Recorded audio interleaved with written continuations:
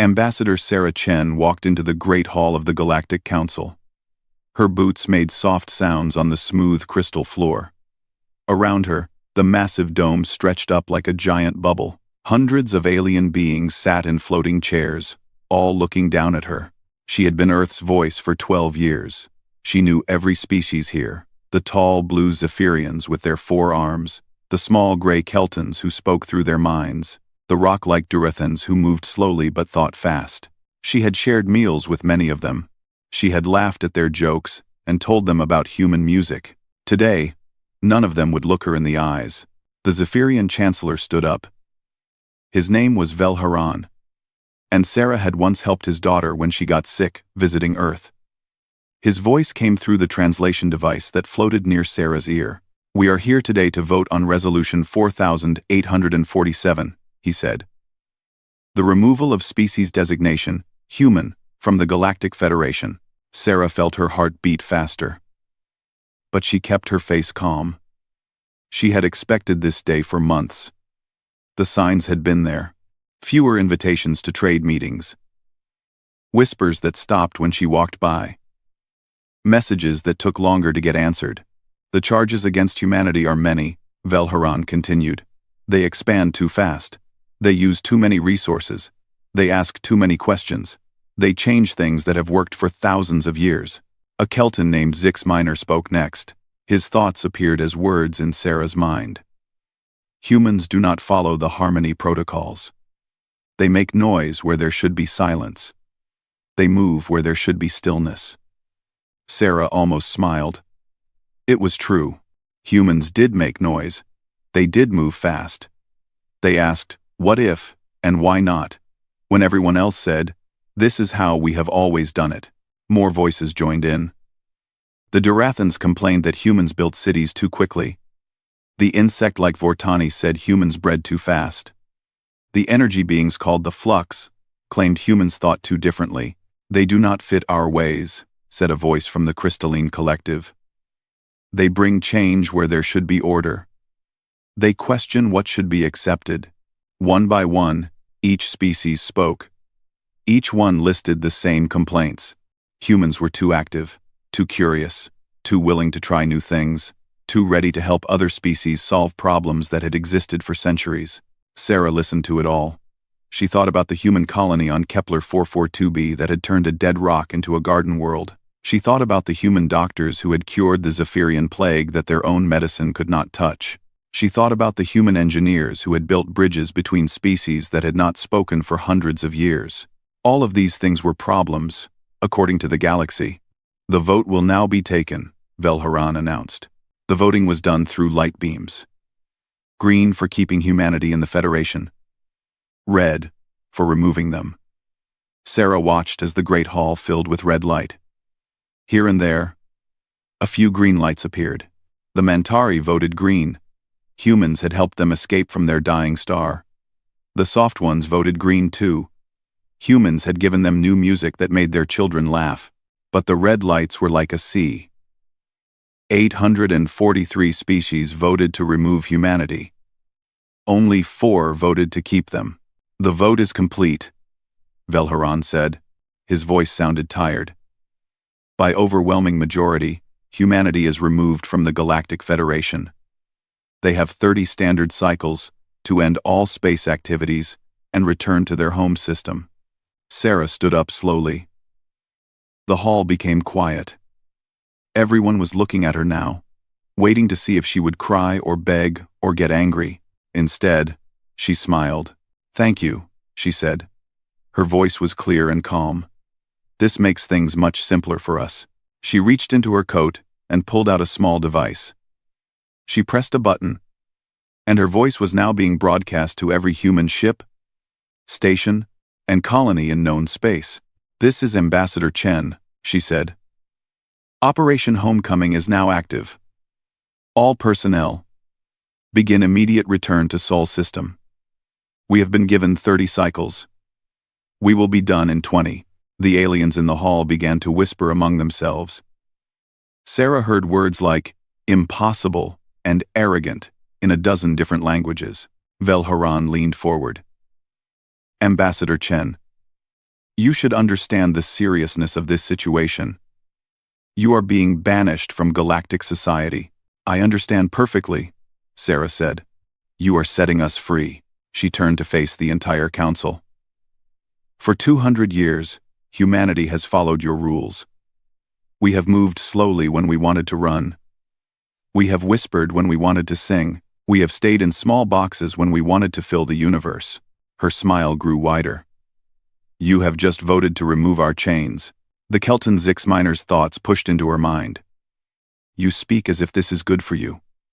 You will be alone. Alone? Sarah laughed.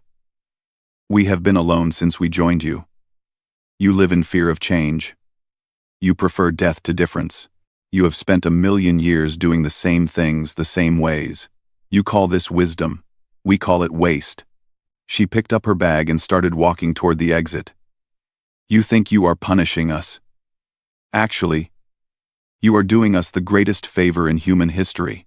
At the doorway, she stopped and turned back one last time. We thank you for your hospitality. We thank you for the lessons you have taught us. Most of all, we thank you for showing us what we do not want to become. And when you realize what you have lost, she said, do not come looking for us. We will be busy becoming something you cannot imagine. Sarah Chen walked out of the Galactic Council Hall. Behind her, 847 species sat in stunned silence. They had expected tears and begging. Instead, they had gotten a promise. As the doors closed behind her, Sarah was already thinking about home. Earth was waiting, and Earth was about to become something magnificent. The galaxy had voted to banish humanity. Humanity had voted to be free. Dr. James Martinez stood on the hill overlooking New Eden Colony. The valley below was green and alive. Rivers flowed between fields of earth crops that had never grown on Earth. In the distance, the city sparkled under the alien sun of Kepler, 442b, 50 years. That is how long it had taken to turn this dead rock into a paradise. His communication device beeped. Ambassador Chen's voice came through clearly. Operation Homecoming is now active. All personnel, begin immediate return to Sol System. James smiled. He had been waiting for this message for 3 years. Ever since the signs started showing that the galaxy was getting tired of human success, he pressed his own communication button. All department heads, meet in the main lab in 1 hour. Bring the Phoenix protocols. Around the colony, other humans were getting the same message. But there was no panic. No running around or crying. Instead, people began moving with calm purpose. They had practiced this. Captain Elena Vasquez was 40 light-years away, trading with the Vortani hive cities. Her ship, the Bright Hope, was loaded with goods from 12 different worlds. When Chen's message reached her, she was in the middle of selling water purifiers to the insect-like aliens. My apologies. Hive speaker Ziedstkak, Elena said in perfect Vortani clicking language. I have just received urgent news from my government. The large insect tilted its triangular head. Bad news, Captain Elena? Your face shows. Satisfaction? The galaxy has asked us to leave, Elena said. So we are leaving. This distresses the hive. Ziedstkak clicked. Human trade goods work better than any others. Human repair services fix things that stay fixed. Where will we find such quality?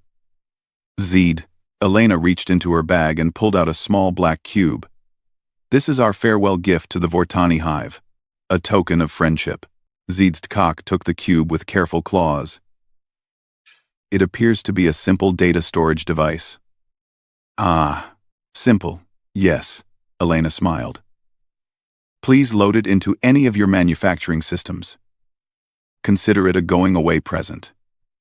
Back on Kepler 442b, Dr. Martinez was explaining the Phoenix protocols to his team. Everything we have built here comes with us, he said. The forests, the rivers, the soil, even the bacteria, all of it. Dr. Sarah Kim, the colony's biologist, looked confused. James, that is impossible. We cannot move an entire ecosystem. Can't we? James walked to the wall and pressed a panel. The wall became transparent, showing the valley below. But now, Sarah could see more. Thin lines of light ran under the ground like veins. The trees had small metal devices attached to their trunks. Even the grass had tiny sensors scattered throughout. For 30 years, we have been mapping everything, James said. Every plant, every animal, every microbe. We know how they all work together. We have recorded their genetic patterns, their behavior, their needs. He pointed to the sky. In orbit, we have 50 biostorage ships. They can hold the patterns of every living thing on this world. When we get home, we can rebuild New Eden exactly as it is today. Dr. Kim stared at him. You mean we are not really leaving? We are taking our home with us, James said. We are taking all of our homes. Captain Elena was having a similar conversation in space. Zeed's-Cock had loaded the cube into a manufacturing unit. The device was scanning the contents. Captain Elena, the Vortani buzzed excitedly. This cube contains manufacturing patterns for fusion reactors, gravity generators, and medical devices far beyond our current level. I know, Elena said. That cube contains 5,000 years of technological advancement. In your timescale, that is roughly 50,000 years. But why give this freely?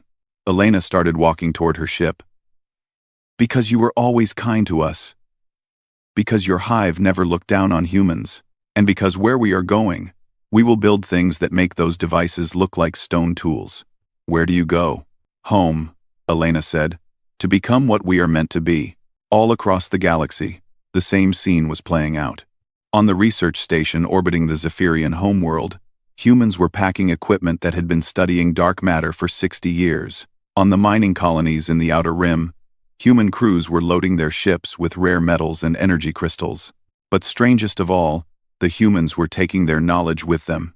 Dr. Yuki Tanaka worked at the Galactic Science Institute on Centralis Prime. For 20 years, she had been part of the team trying to understand faster-than-light travel. The problem had puzzled alien scientists for millions of years. When she got the message, she was sitting in front of her computer, looking at equations that filled the screen. Next to her, Dr. Kelvon, a crystalline researcher, was working on the same problem. I must go now, Yuki said, saving her work to a private drive. The project is not complete, Kelvon sang in his crystal chime voice. We are close to breakthrough. We are. Yuki agreed. She pointed to her screen. The answer is right there. But I cannot share it now. She deleted her work from the main computers. Years of research vanished in seconds. Why do you destroy your labor? Kelvon asked. I am not destroying it, Yuki said, patting her private storage device. I am taking it home. Within 15 standard cycles, something incredible happened. Every human in the galaxy began moving towards Sol System. Not running. Not fleeing. Moving like water flowing downhill. Natural. Steady. Unstoppable. The aliens watched in amazement. Human colonies that had taken decades to build were emptied in days. Research stations that had studied alien science for generations were abandoned. But not before the humans downloaded everything and wiped the computers clean. Trade ships like Elena's finished their routes. But they gave away technology instead of selling simple goods. Medical stations healed their last patients, then shared cure formulas that had been human secrets for years. On Centralis Prime, the Galactic Science Institute suddenly found that dozens of research projects could not continue. The human researchers had been the only ones who understood key parts of the work. On Kepler 442b, Dr. Martinez watched the last biostorage ship leave orbit. Below, the colony was empty but not dead. Robots tended the gardens. Automated systems kept the cities running. Everything was preserved, waiting. Why leave the machines? Dr. Kim asked. Someone else might need a garden world someday, James said. When they do, New Eden will be here for them. As his own ship lifted off, James looked down at the world he had spent his life building. It was beautiful. It was perfect. And he was leaving it behind without sadness. They had not lost a home. They had proven they could build paradise anywhere they chose, and now they were going home to build something even better. The galaxy had voted to banish them. The humans packed their miracles and left. Admiral Marcus Thompson stood on the bridge of the UES Defiance, watching the last human transport ships cross into Sol system. The ship was huge, bigger than most space stations. It floated near the edge of the heliosphere, the invisible boundary where solar wind met empty space. Around him, hundreds of similar ships formed a perfect sphere around the entire solar system. Each ship was dark, running silent, waiting. "Admiral," his communications officer called. "Final count is complete. All humans are home. Total return time, 18 standard cycles. 2 cycles ahead of schedule." Marcus smiled. Dr. Patel would be proud. Dr. Patel had died 3 years ago. But her work lived on. For 40 years, she had been planning for this day. She called it Operation Cocoon. The day humanity would disappear from the galaxy entirely. "Begin Phase 1, Marcus ordered. Across the solar system, things began to change. Ships that had looked like normal human vessels started to unfold. Panels slid back, revealing technology that no alien eyes had ever seen. What had appeared to be simple transport ships were actually massive construction platforms. On Earth, engineer Priya Sharma sat in a control room buried under the Himalayas. Around her, screens showed every part of human space. She had been waiting for this moment since she was a child. "Lighthouse network is ready," she reported to Admiral Thompson. "All beacon ships are in position." The Lighthouse network was humanity's greatest secret. For 60 years, unmanned ships had been slipping out of the galaxy, traveling to distant places that no alien species had ever found. Empty star systems in the void between galaxies. Young stars surrounded by fresh worlds. Ancient systems where old civilizations had died, leaving clean worlds behind. Each ship had built a beacon, a quantum transmitter that could send messages instantly across any distance. While the aliens thought humans had been exploring for 300 years, they had actually been colonizing for 600. "Lighthouse reports ready," Priya said. "Colony Ship Fleet Alpha is standing by at the Andromeda Beacon. Fleet Beta is ready at the Triangulum Beacon. Fleet Gamma is prepared at the Perseus Beacon." Marcus nodded. Each fleet contained 1,000,000 humans, and everything needed to build new civilizations. They had been waiting in those distant places for decades, ready to grow while the home system hid. "Phase 2, Marcus ordered. Around Sol system, the sphere of ships began to glow. Not with visible light, but with energy that bent space itself. The ships were not just vessels. They were parts of a machine bigger than most planets. Dr. Chen Wei was on Earth's moon, watching his life's work finally begin. He had spent 50 years studying something the aliens thought was impossible: how to hide an entire star system. "Quantum displacement field is building," he reported. "Sol system will be invisible to all sensors in 3 minutes. "Not invisible," Marcus corrected. "Somewhere else." The field was not just hiding Sol system. It was moving it slightly out of normal space, into a pocket dimension that touched the real universe but remained separate from it. From the outside, the space where Sol used to be would look empty. Inside, the sun would still shine, the planets would still orbit, and humans would still live and work, but no alien scanner would find them. On Mars, Captain Lisa Park was testing humanity's newest creation. Her ship, the UES Breakthrough, was the size of a city but moved like a fighter. Its engines could fold space, making distance meaningless. "Test run complete," she reported. "New FTL system works perfectly. We can cross the galaxy in 3 hours."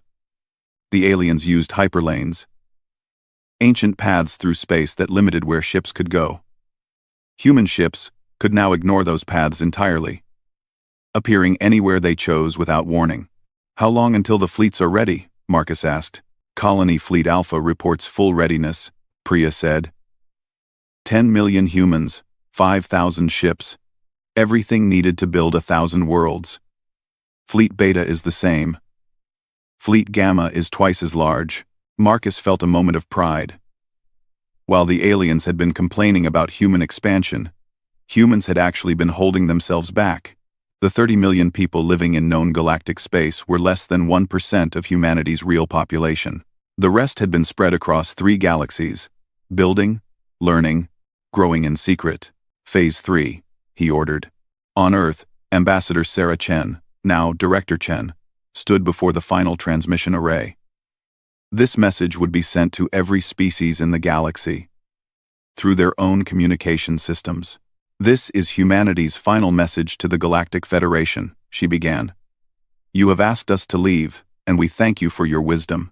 Across the galaxy, aliens stopped what they were doing to listen. For 300 years, we have tried to fit into your systems. We have moved slowly to match your pace. We have stayed quiet to match your silence. We have limited ourselves to match your limits. Today, you have set us free. Sarah smiled at the camera. We are not angry. We are grateful. You have shown us that we were trying to be something we are not. You value stillness. We value motion. You prefer the known. We choose the unknown. You seek harmony. We create symphony. We go now to become what we truly are. Around the solar system, the quantum field reached full power. Space itself began to shimmer. Some of you may wonder if you have made a mistake, Sarah continued. You have not. You have made the only choice your nature allows. Just as we now make the only choice our nature allows. The field activated fully. To any observer outside, Sol System simply vanished. We take with us all the gifts you gave us. Knowledge of your cultures, understanding of your strengths, appreciation for your differences. Inside the pocket dimension, the sun still burned, but no alien scanner could find it. We also take our own gifts. Our curiosity, our questions, our refusal to accept impossible, our belief that tomorrow can be better than today. In time, some of you may wish to see what we have become. You will be welcome, if you can find us. But do not expect to find the humans you knew. The transmission was reaching every corner of known space, carried by systems that humans had helped build over the centuries. We are going to the places you fear to go. We will ask the questions you fear to ask. We will build the things you believe cannot be built. Thank you for freeing us to reach our potential. Sarah looked directly into the camera one final time. The galaxy voted to banish Earth. Humanity walks out without looking back. The transmission ended. Across the galaxy, aliens stared at blank screens, trying to understand what they had just heard. In the hidden solar system, Admiral Thompson smiled as reports came in from across human space. All fleets report ready for expansion, Priya announced. The Andromeda colonies are prepared to grow by 10,000%. Triangulum fleet has found 17 perfect worlds. Perseus expedition reports contact with a friendly alien species that wants to join us.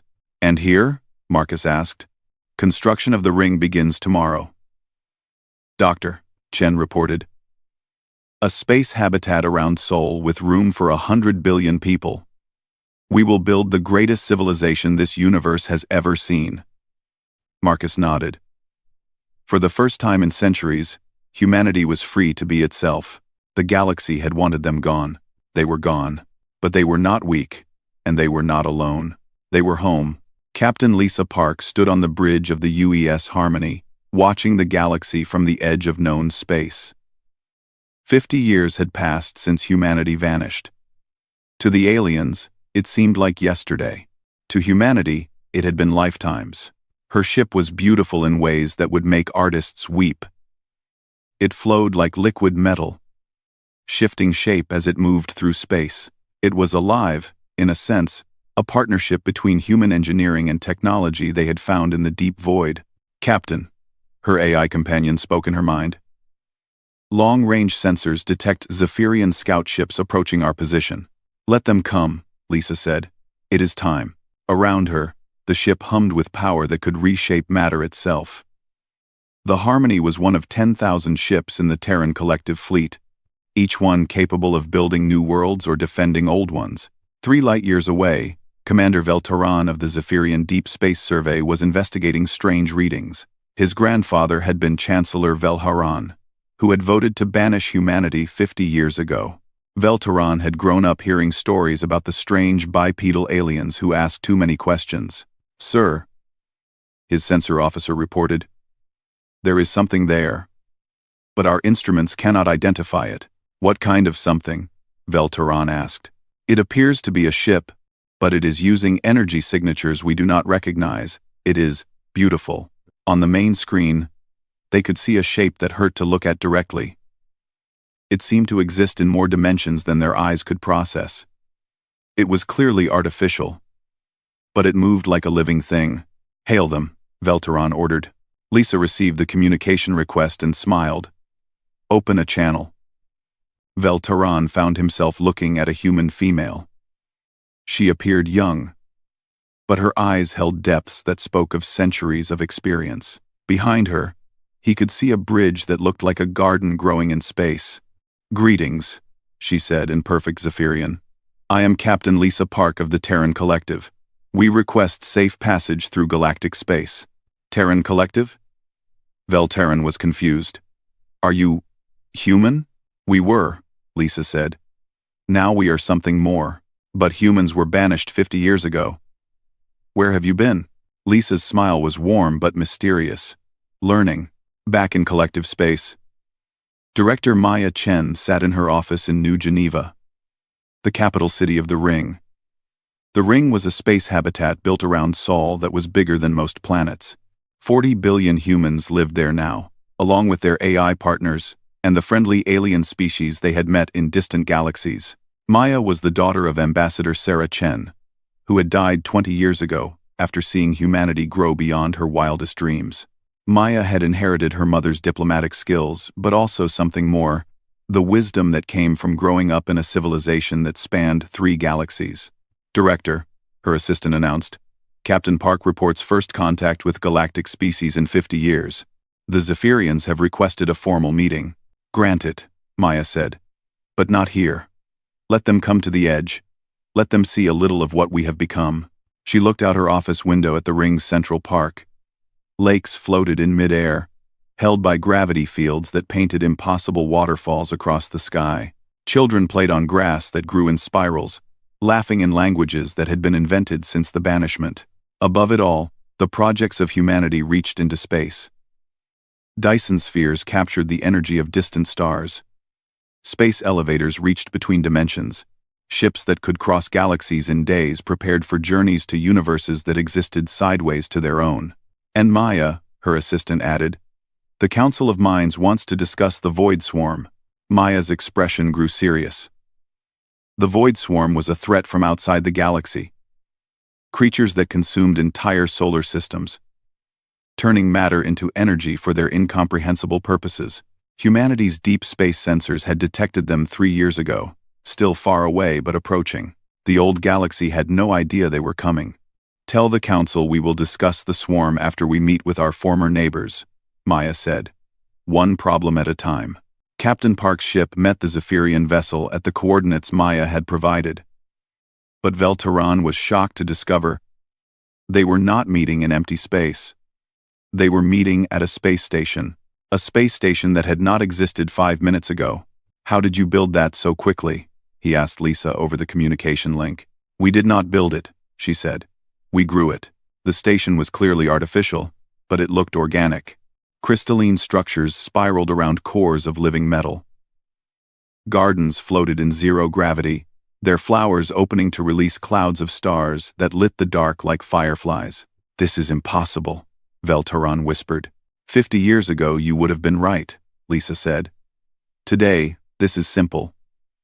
Would you like to come aboard?" Velteran and 2 of his officers took a shuttle to the station. They were met by Lisa, who now appeared to be walking on solid light. Her uniform shifted colors like aurora, and she moved with a grace that seemed to bend the laws of physics. "Welcome to Haven Station," she said. "We grew it from quantum seeds to give you a safe place to meet us." The Zephyrians followed her through corridors that were clearly larger inside than the station's external size should allow.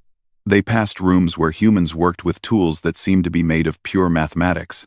Children ran by, laughing as they chased pets that looked like small dragons made of starlight. "What have you become?" Veltaran asked. What we always were, Lisa said. We simply stopped pretending to be less. They reached a meeting room where walls showed views of space that contained more stars than should exist. Lisa gestured for them to sit in chairs that adjusted perfectly to their alien bodies without being told what they needed. Your grandfather voted to banish us, Lisa said gently. We thank him for that gift. Love. Gift? When you forced us to leave, you gave us permission to grow. For 300 years, we had tried to fit into galactic civilization. We moved slowly because you moved slowly. We built small because you built small. We asked few questions because you liked few answers. She waved her hand. And the walls showed images of human worlds. Cities that floated between stars. Oceans that existed in 11 dimensions. Forests where each tree was itself a small universe. But we are explorers, Lisa continued. We are builders. We are dreamers who make dreams real. When you set us free, we remembered what it meant to be human. But this technology... Veltaran gestured around him. How did you advance so far? So fast. We didn't advance fast, Lisa said. We advanced freely. Do you know what humans can accomplish in 50 years when no one tells them something is impossible? She touched a panel, and new images appeared. Ships that could carry galaxies. Beings that were part human, part AI, part something that had no name. Civilizations built in places that existed between thoughts. We have made friends with 3 other galaxies, Lisa said. We have learned to speak with the universe itself. We have built children who dream in mathematics and create new laws of physics for fun. Veltaran stared at the images. Are you still human? We are more human than we ever were, Lisa said. And we are less human than we ever imagined we could be. We are what happens when curiosity has no limits. Why are you here? Why return? Lisa's expression grew serious. Because something is coming that threatens all life in this galaxy. The void swarm approaches from dark space between universes. They consume everything, matter, energy, even the possibility of existence. We can stop them, she continued. But first, the galaxy must decide if it wants our help. Of course we want your help. Your grandfather's generation wanted us gone, Lisa said quietly.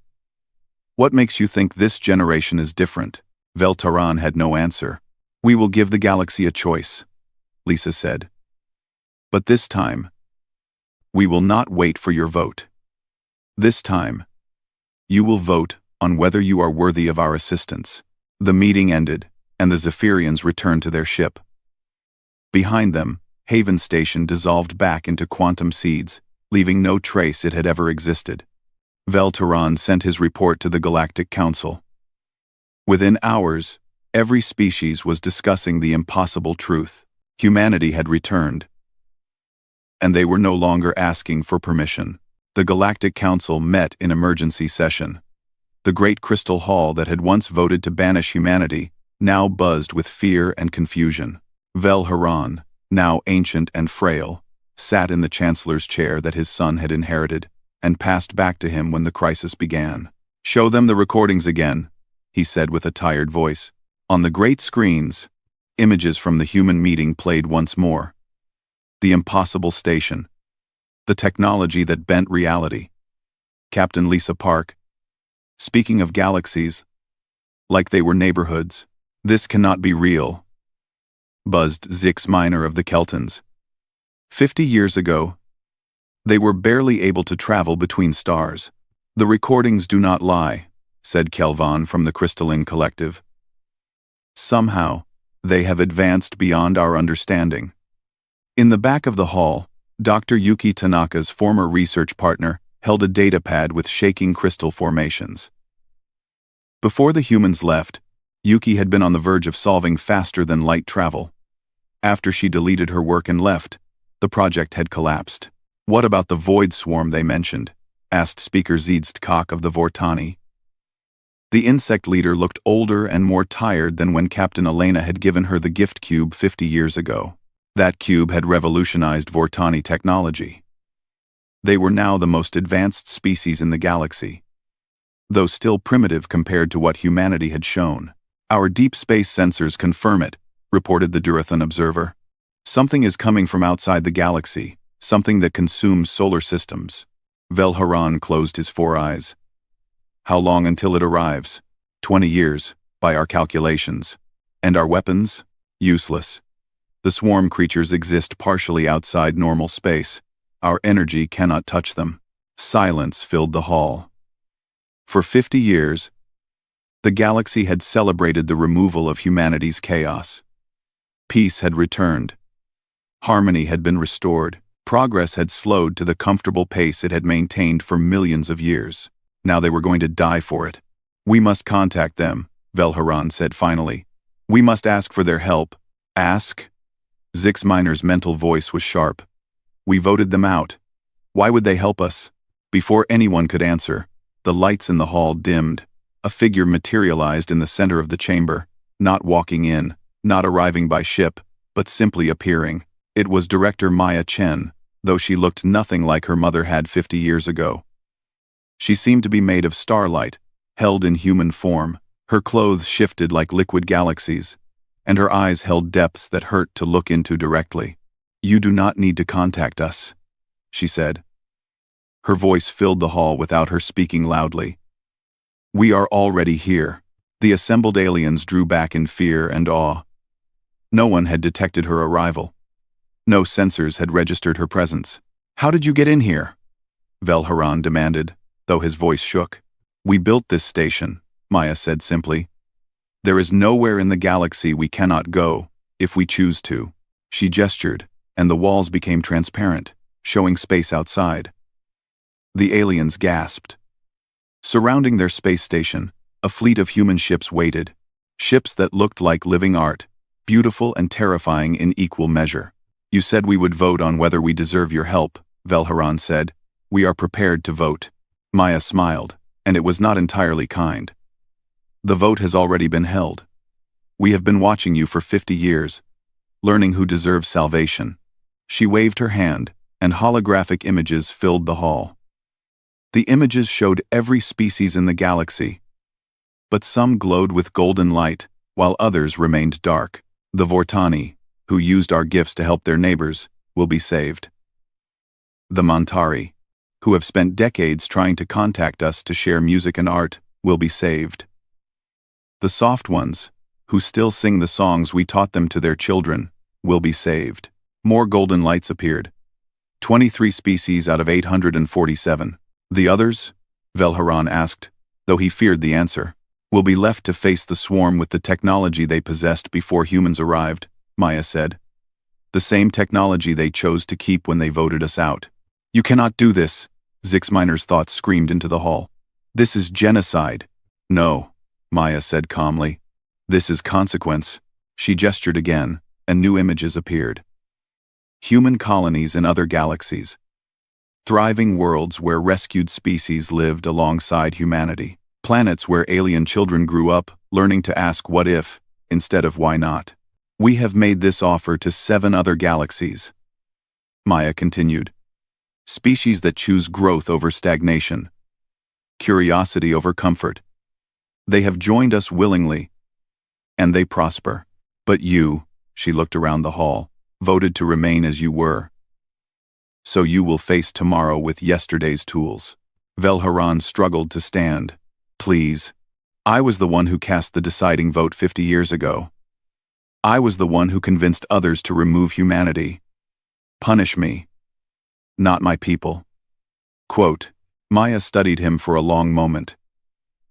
You think we are here for revenge, are you not? We are here for justice, Maya said. But not the justice you fear. The golden lights in the hall began to move, forming new patterns. Every species that voted to banish us will be given one final choice. Their young ones, those born after the vote, will be offered the chance to leave with us.